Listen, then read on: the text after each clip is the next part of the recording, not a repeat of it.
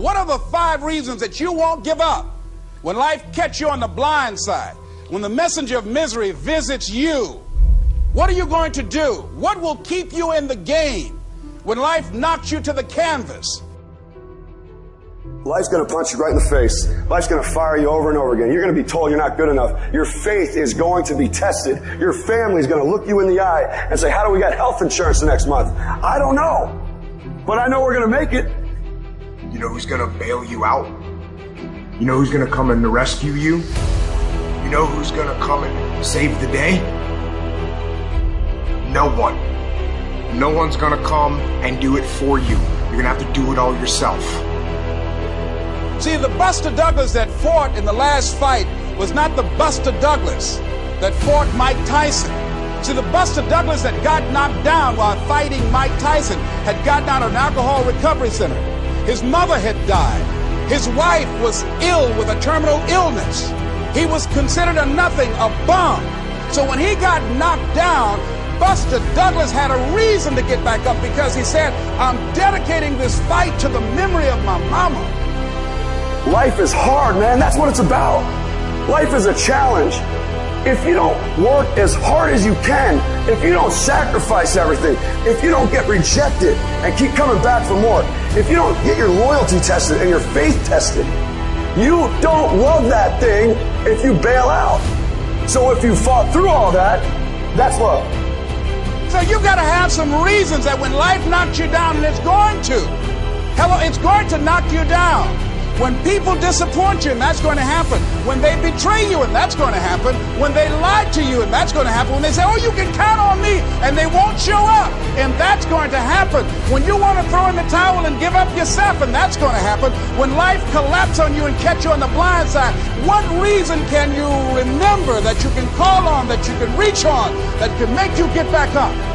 Find that reason. Because when life had knocked me down, I said, life, I'm doing this because I want to make my mama proud of me. I'm doing this because I want my children to have a better life than what I have. I'm doing this because all my life I've been told I'd be a loser, that I wouldn't make it.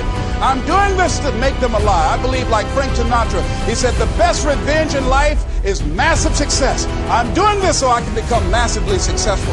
And with that kind of courage, with that kind of affirmation and reason to empower me, I got a saying that when life knocks you down, try and land on your back, because if you can look up, you can get up.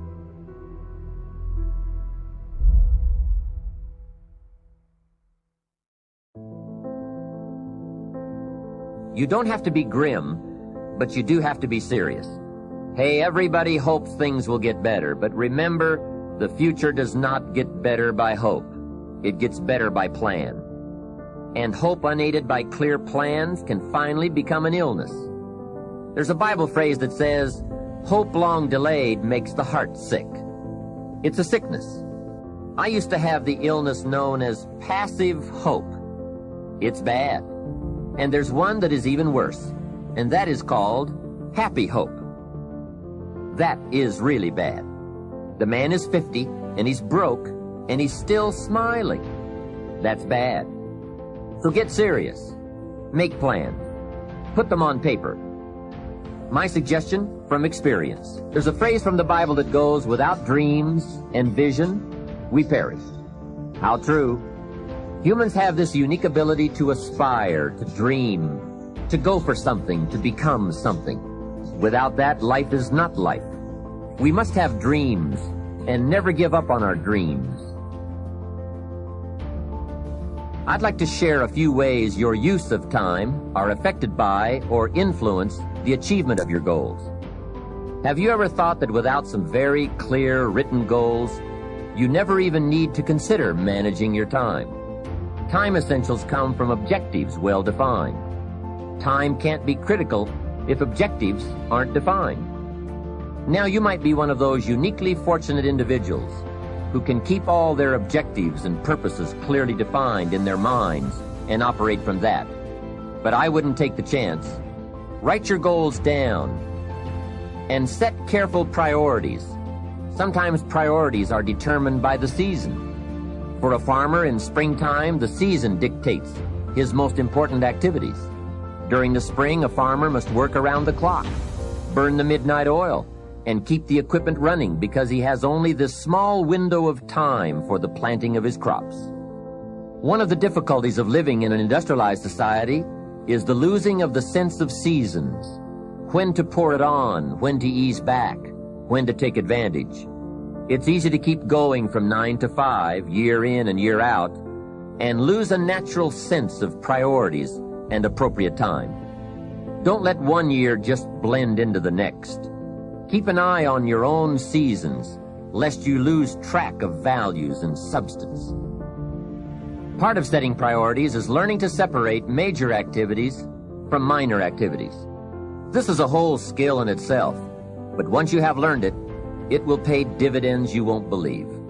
So learn to put everything on your mental scales to be carefully weighed before you spend time or money. Of your sanity is socially distributed. And what I mean by that is, well, let's say that you know how to behave. You're well socialized. You can play with others. Now, I said already in this conversation, if you didn't learn to play with others between the time you were 2 and 4, you will never learn. And psychologists have beat their heads against the wall trying to rehabilitate antisocial children. They can't do it after the age of 4. Is that because areas of the brain just don't develop?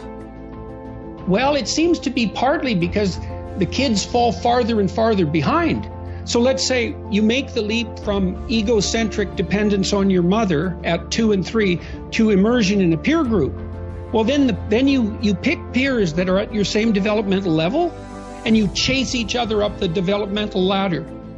And the longer you're out of that, the farther you fall behind. And so, you know, kids, 5-year-old kids might come across another 5-year-old kid who tends to cry too much if they don't get their way. And they'll say, we don't want to play with the baby. And what they're saying is, we have to find someone who's at our developmental level, shares our developmental horizon, so that we can mutually scaffold our further development. Now, they're not going to say that, obviously, but that's the situation. And kids test each other out when they first meet. So do adults. Game. Can you play? Are you playing at the same level as me? I'm playing my game at the level that will further my development. Can you play along with me? If not, well, maybe you're lower in status and I can pull you up as a mentor. Maybe you're higher in status and I can learn from you. But if you're a peer, we can play together. Anyways, if you're acceptable to your peers and you behave well, they'll accept you. And then they tell you all the time if you're acting appropriately.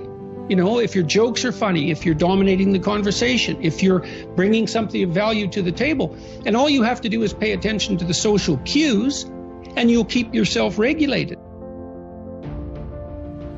And at the end of the day, you're going to get what you focus on. They're both true. This is both the most amazing time that's ever happened, ever in recorded history. And yet real things that are terrifying are also happening.